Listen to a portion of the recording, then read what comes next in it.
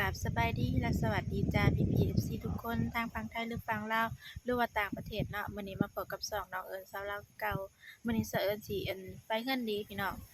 ไปเฮือนดีอยู่บ้านเทิงคนบ้านเดียวกันนี่แหละแต่ว่าเพิ่นอยู่สวนเทิงเนาะเอิญน่ะอยู่สวนลุมกำลังลัดธงขึ้นไปเนาะย่างลัดธงไปผู้เดียวมื้อนี้เยิ่งเพิ่นกลับไปแล้วเพิ่นไปก่อนเอิญเฮาขึ้นไปนี่อันนี้สิเป็นข้าวโลเนาะพี่น้องกันสิเสียข้าวโลนึงเนาะไปให้เพิ่นแล้วก็ทงนี่นะสิเป็นเงินทงเขากินทานเนาะอันนี้แล้วก็ใส่เงินไปนำเนาะเขากินทานแล้วก็เขาโลเนาะพี่น้องแล้วก็เสียเงินประกันภัยก็อยู่เงินเอิญน่ะเสียอยู่120,000กีบเนาะ100,000 กีบพาทุกคนมาอย่างลัดธงอย่างผู้เดียวสัตว์ยิงเพิ่นขึ้นไปก่อนแล้วไปแต่เช้าผู้เอิญเฮาก็ไปซักกำลังซักเครื่องแล้วแล้วไปน้ำหนักอย่างลัดธงลมบรรยากาศตอนกลางเว้นคืนอันนี้นะทั้งลมทั้งแดดปัญญามกลางคืนมาแล้วก็หนาวกำลังย่างไปผู้เดียวกำลังย่างขึ้นไปตอนนี้ก็มาได้ครึ่งทางแล้วมีหมาไปนำหมา2 ตัวไล่เมื่อกับบนเมื่ออยากไปนำตรงหน้ายามแรกก็สิประมาณนี้แหละทุกคนเขา2 ถุงเขากินทานแล้วก็เขาโลย่างลัดธงขึ้นไปเงินดีย่างไกลเติบอยู่แต่สิฮอดลมเลือดอีกอย่างกันเนาะงานข้าวดำเนาะพี่น้องบ้านเฮาน่ะสิเอิ้นว่าเงินดีเนาะพี่น้องแต่ว่าทางฝั่งไทยสิเอิ้นว่างานข้าวดำอยู่ฝั่งลาวน่ะสิเอิ้นว่าเงินดีเนาะอยู่ฝั่งไทยเป็นเอิ้นงานข้าวดำเอิ้นบ่คือกันตอนนี้ก็ยังฮอดแล้วทุกคนแดดหมวกก็บ่ได้ใส่หมวกนี่เสืออะไรมันบ่อยู่มันลมแกมหมวกเสือค่ะ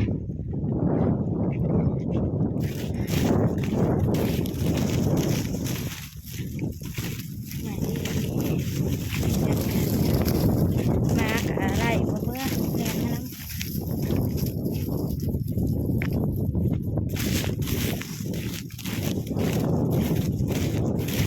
บัดย่างตามทางย่างลัดธงเอาบ่ไว้ขี้ฝุ่นย่างตามทางกับพี่น้องก็เลยลัดธงเอาใครกลัวมันจังบอกขี้ฝุ่น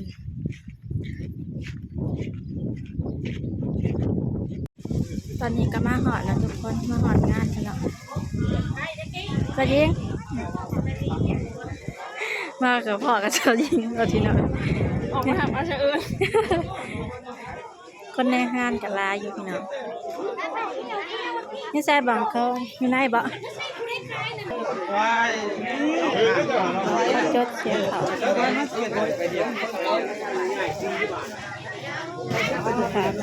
ลาก่อน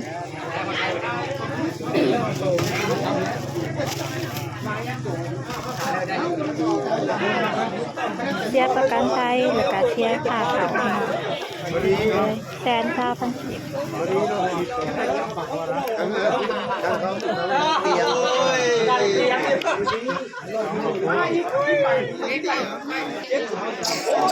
100,000กับ10,000ช่องใบก็เป็น20,000120,000เสียประกันภัย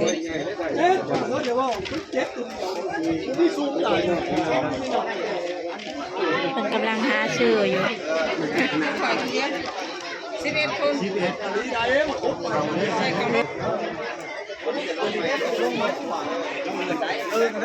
นี่คงกันนะคงมาฮะเด็ดนะมาหาคงมาหาคนแล้วเขาไปกันเขาโลแล้ว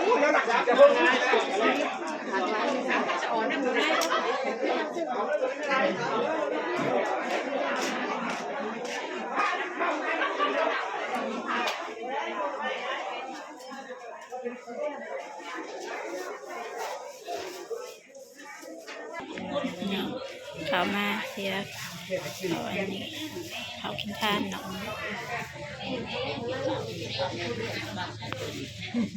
เบี่ยงร้านปัจจุบันถ่ายตามคุณอย่างเดียว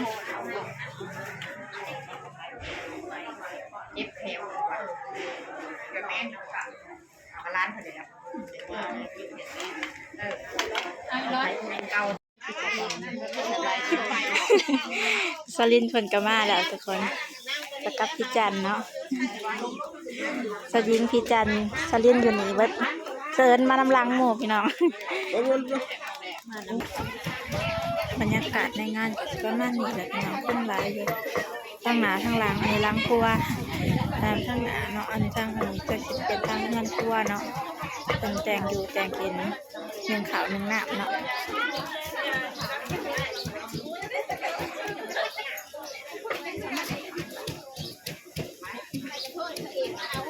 พิษอันการผิดกันนี่ไอ้ก็จะเป็นอันพิษจานเพิ่นสิมาตามบางโฮงพี่น้องโชว์ฝีมือ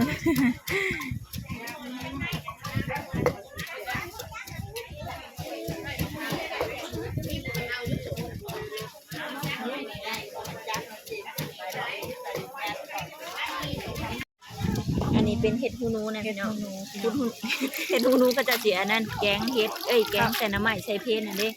ใส่ผ้าเพนเอามาแช่ไว้ให้มันตื่นตอนเอามาแช่อันนี้น้อยหนึ่งนะเชิญหมอดบุกเครื่องทงยางมัน6คูณ14จำแบบบ้านถือกันนั่นไอ้ดินเพิ่นกำลังเสียปอกมะฮุงอีกเนาะปอกฮุงแล้วก็ไปซับไปซับไว้เก็บไว้ละลายนะพี่น้องส่วนบอกมันคันมือเขาจะข่อยนำบ่คันมือข่อยนะจากคือเก่งแท้จะสีแล้วเนาะพี่น้องมีแต่คนในหมู่บ้านนี่แหละมาคนบ้านเฮาบ้านอื่นก็มีอยู่แต่ว่านั่นแหละพี่น้องกันนั่นแหละพี่น้องของเงินพระเจ้าของเฮือนเนาะแต่ว่าคนในบ้านต้องมาซอยกันแม่หลอกซ้อมหมากยังหลอกแล้วหมากหนึ่งหมากนี่นะหมากบักไงนะเชื่อเฮ็ดหูหนูนี่เสือกับว่าหูหูใน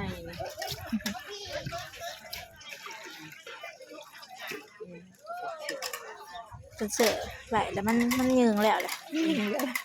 มันในว่าคือเขามันยืงในเฮ็ดหูมานี่จะบ่ยากจะบ่ยากว่ะแบบมันยืงแล้วบ่หวานกินได้เองก็ได้มันเป็นได้อย่างพูดอะไรน่ารักแท้ๆเหมือนกว่าเก็บน้ำซอยกันเนาะซอยสิซอยอาบน้ำของกันทีนอนๆบ่ไหวแล้วเนาะสะฮอนคืออยู่ทั้งหนึ่งเขาทั้งเห็ดอยู่เห็ดกินพี่น้องเห็ดเตรียมไว้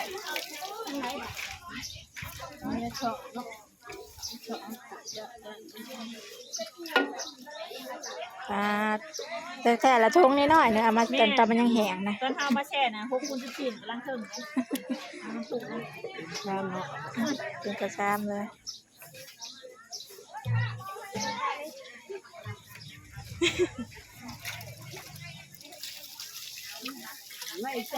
จะที่หนึ่งเขาเลยนี่ตามเราพี่น้องมาเด้อทุกคนกินตามห้องก็สิเก็ตขนาดมากินน้องกระเจ้านะจำใส่มะกอกนะสมมะกอกยุบไปได้ดังนี้มายุบพี่น้องยุบเด้อ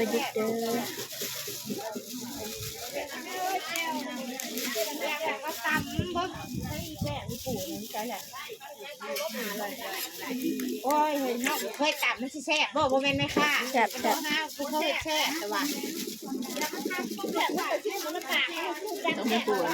ประจำนิดนึง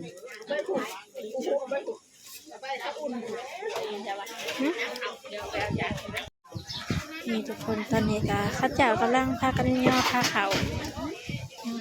ผ้าปลาเนาะไปตอนหับบางทีมางานในงานสาวหญิงค่ะ มันเอา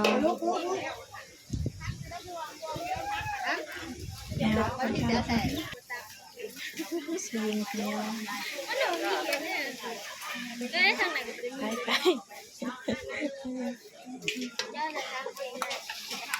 ว่าบริเวณรับหน้าได้กินมาหันหลังกันในขาที่นอ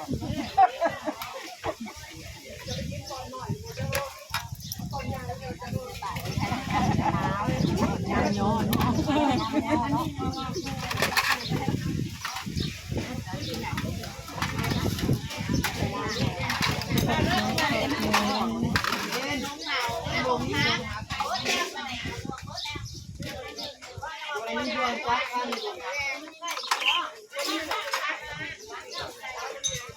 หมดเวลาแล้วเตรียมเสียนไปโปรงศพแล้วพี่น้อง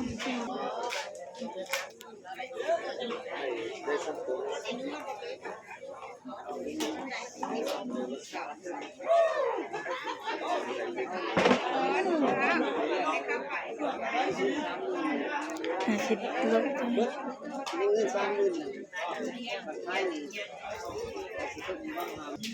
เตรียมสิไปส่งสการแล้วทุกคนศพมา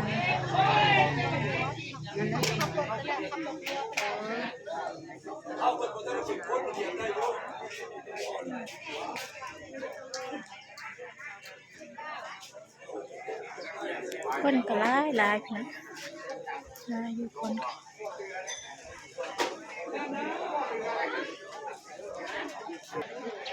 นี่ทุกคนเอาขึ้นรถแล้วเนี่ยกระเชียนเพื่อแล้วบัดนี้เอาลงในนาเพิ่นเนาะนาเพิ่นไปในนาเพิ่นพระเจ้ากำลังตอบรับ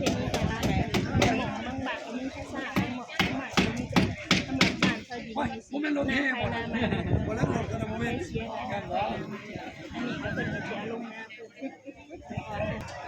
ติดไปบัดทุกคนสิออกรถแล้ว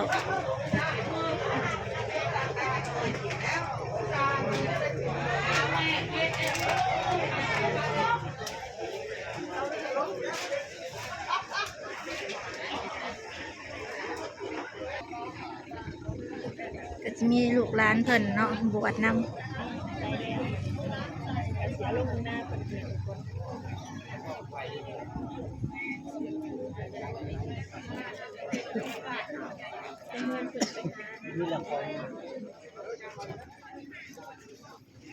นอนที่หน้านอนบ้านไหมบ้านเนี่ยขอแบแล้วเนี่ยต้องเปลี่ยนบ้านเลยเดี๋ยวว่าทำก็มือเกือบไปหลายมือยิ่งเขาอยู่ก็ได้เนาะคนก็หลายทั้งผีก็มีเนาะอันนี้มาอยู่ทั้งผี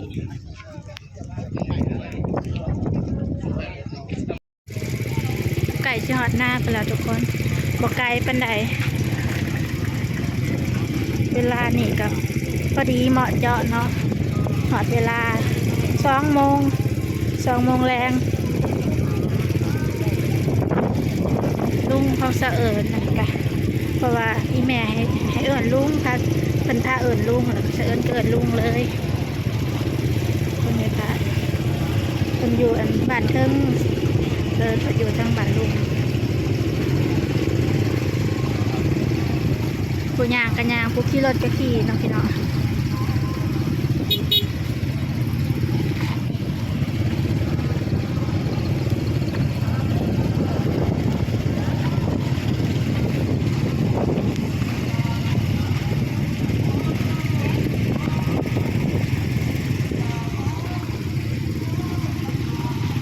คนละบองแนมเห็นเฮือนไปละทุกคนวิทย์เฮือนหลังนั่นไปน้อยหนึ่งกะฮอด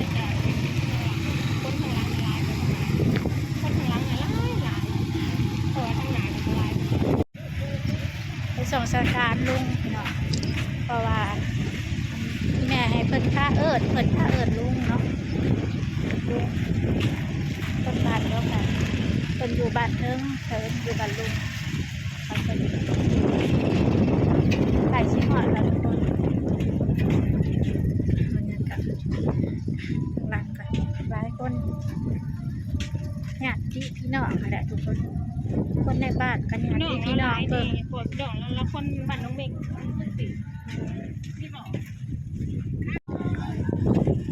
ฮอดแล้วทุกคน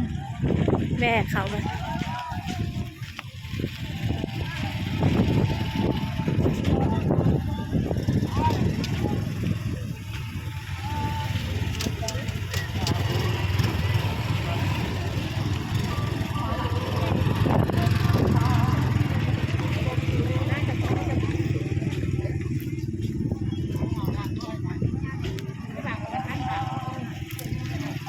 มาฮอดไก่ฮอดบองอัน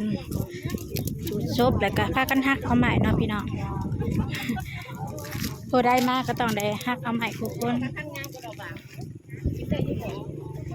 ก็ได้แล้วว่าก็เป็นยังดอก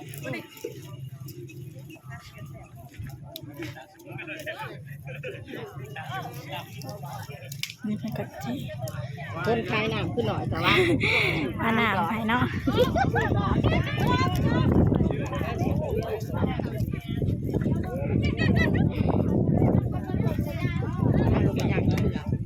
วิดีโออัดแล้ว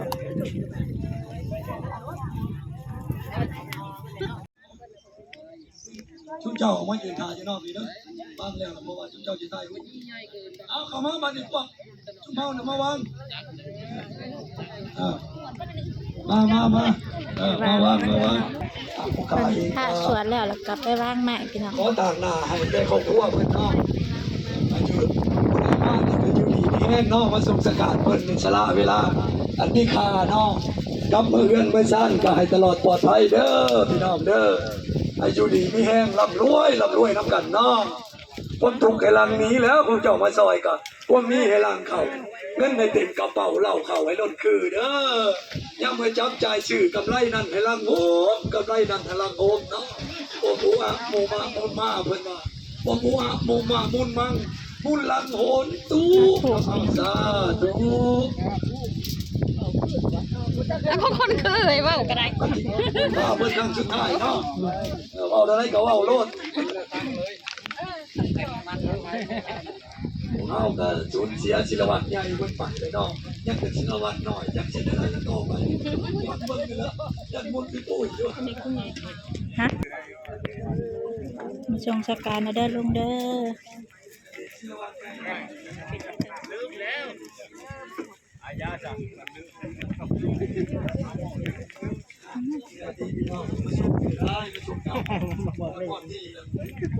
สวรรค์ก็คือคันจิโลปักเซ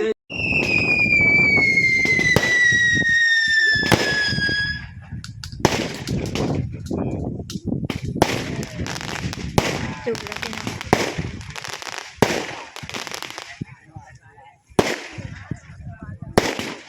ถึงสวรรค์เด้อบัดนี้เด้อเมื่อแล้วทุกคนแล้วพิธีแล้วบัดเมื่อเดี๋ยวคือคนบหลาย ก็แม่มาคนโบราณเมื่อปลา เขาเมื่อก่อน พี่น้องไปกับ เมื่อแล้วทุกคนตอนมาน่ะเอิญมาพอดีเอาวันเมื่อพร้อมกันพี่น้อง3 ครบแล้วบรรยากาศก็แดดซะเหลือเกินแดดแห้งพี่น้อง เดินเอามือกลางโกง เอาล่ะทุกคนถ้าเพื่อนมาคลิปนี้ก็อย่าลืมฝากกดไลค์กดแชร์กดติดตามและกดกระดิ่งไปแจ้งเตือนเนาะแล้วก็เป็นกำลังใจให้สาวลาวในเด้อจ้าสำหรับมื้อนี้สบายดีและสวัสดีจ้าบ๊ายบาย